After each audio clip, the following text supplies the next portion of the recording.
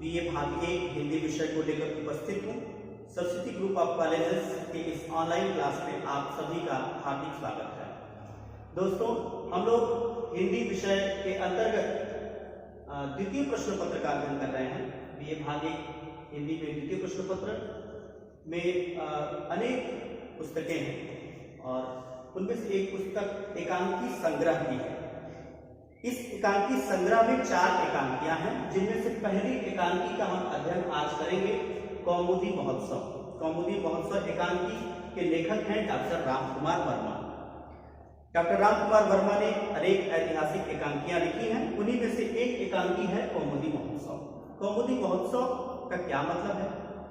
भारतीय संस्कृति में, प्राचीन भारत में कौमुदी महोत्सव शरद पूर्णिमा के दिन आयोजित होने वाला एक उत्सव था। इस उत्सव में जनता सहभागिता करती थी, नृत्य और संगीत होता था, भोजन होता था और धूमधाम से पर्व मनाया जाता, पर्व की तरह यह मनाया जाता था।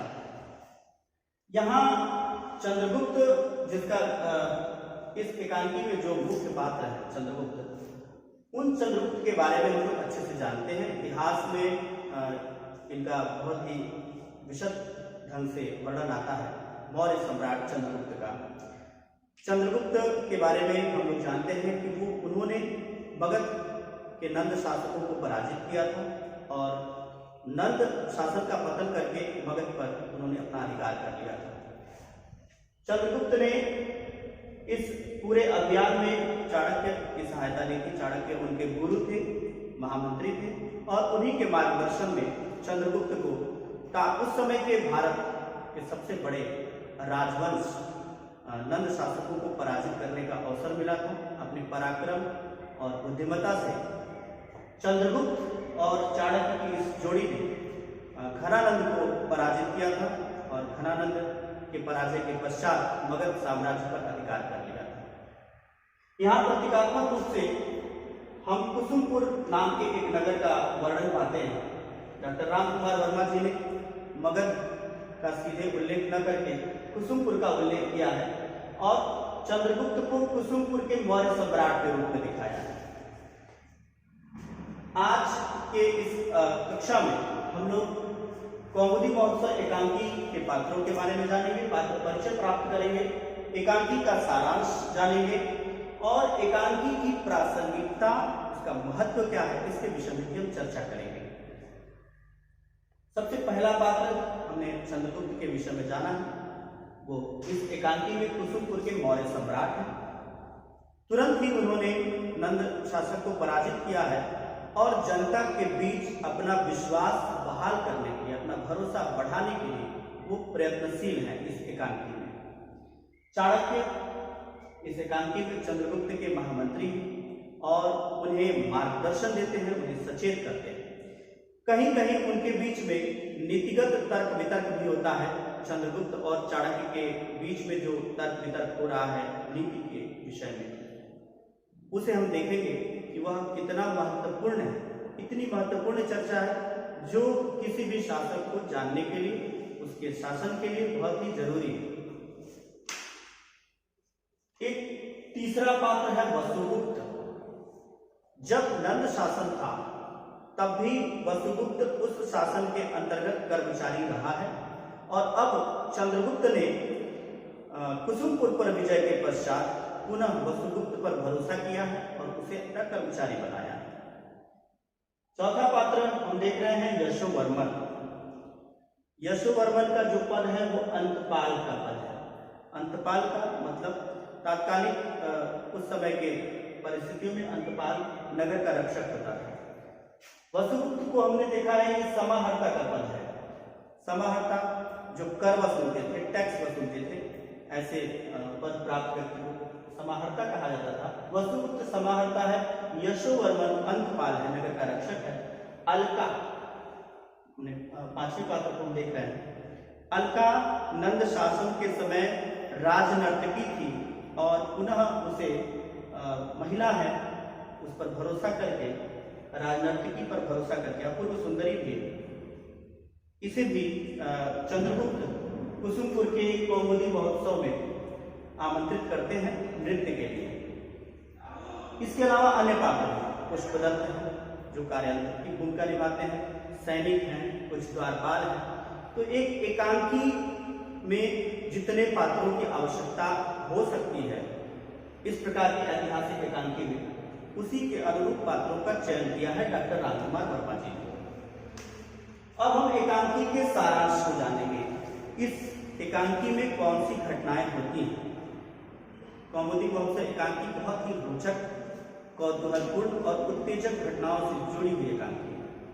इस एकांकी के आरंभ में क्या होता है, कुसुमपुर का जो राज्य है उसका पूर्व शासक घनानंद है। घनानंद को पराजित कर कुसुमपुर पर अधिकार कर लेते हैं चंद्रगुप्त। चंद्रगुप्त के इस अभियान में उनके सहायक होते हैं चाणक्य।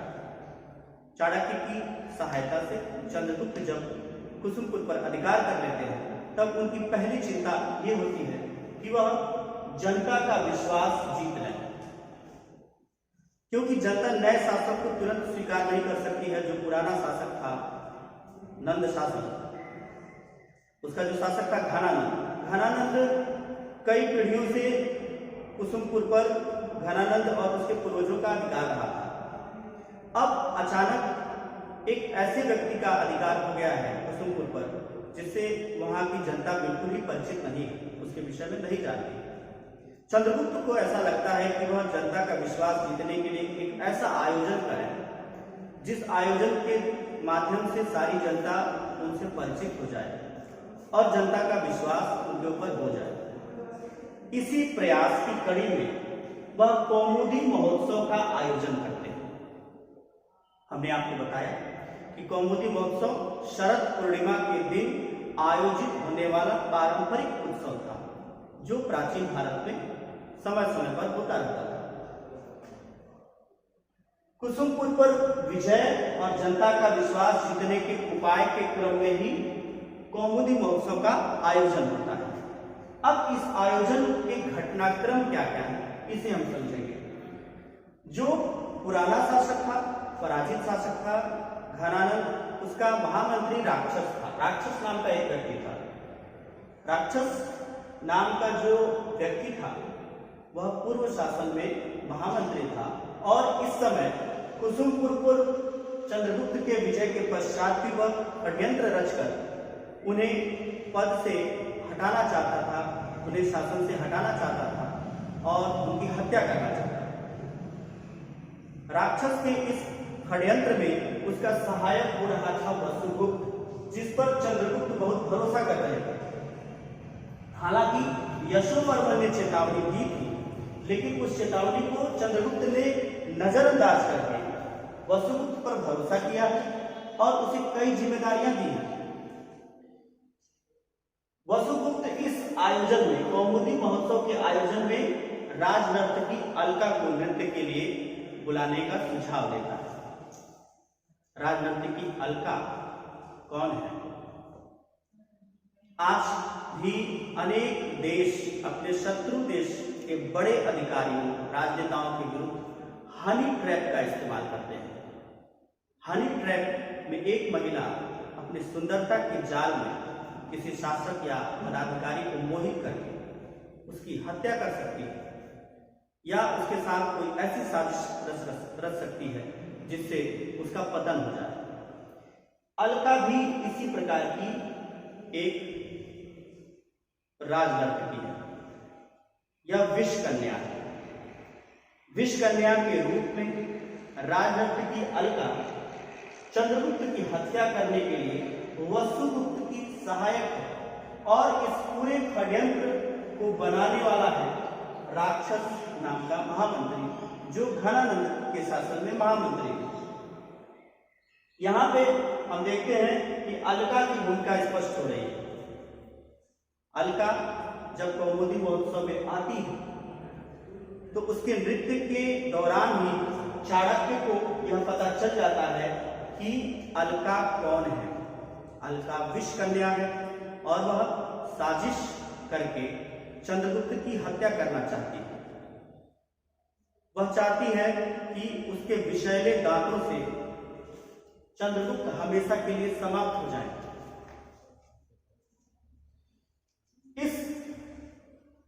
समय अचानक चाणक्य चंद्रगुप्त को यह चेतावनी देते हैं, उनसे प्रश्न करते हैं, उनसे नीतिगत तर्क वितर्क करते हैं और पूछते हैं कि इतनी जल्दी आपने यह निर्णय कैसे ले लिया?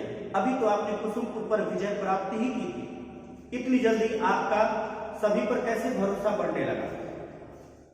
और क्या आपने इस बात को जांचा परखा है कि वसुगुप्त कौन है, अलका कौन है?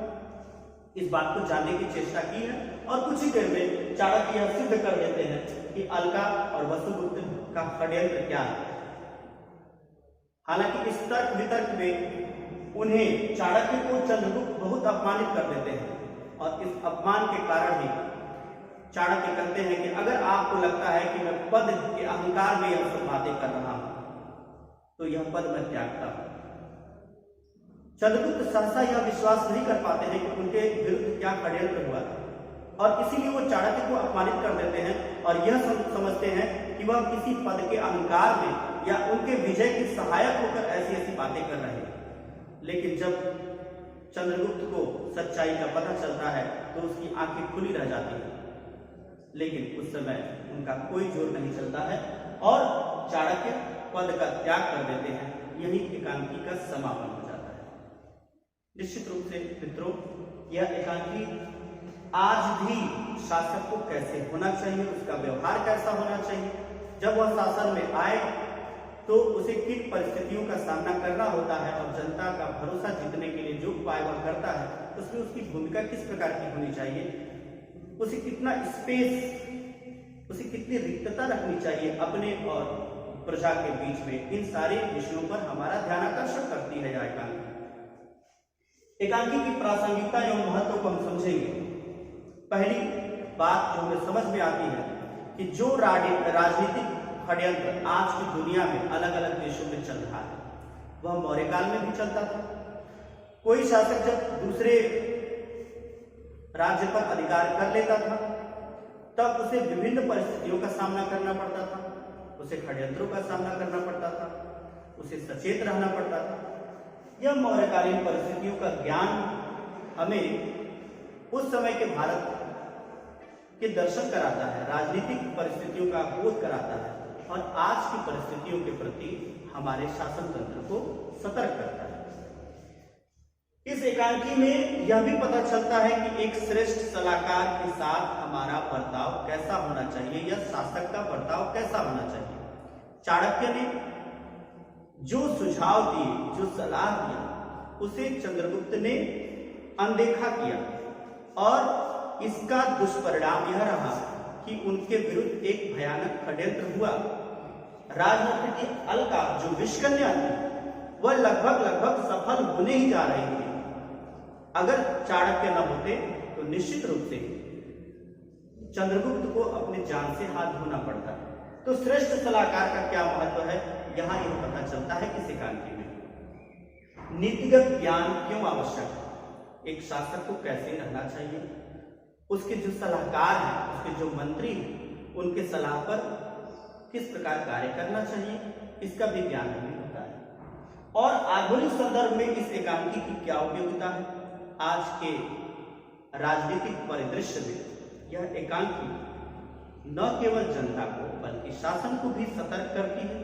कुल मिलाकर कौमुदी महोत्सव एकांकी में डॉक्टर रामकुमार वर्मा जी ने जनता और शासन दोनों को संदेश दिया है, सतर्क किया है और राजनीतिक षड्यंत्रों, गुप्तचरों के जाल को समझाया। आज की कक्षा में बस इतना ही।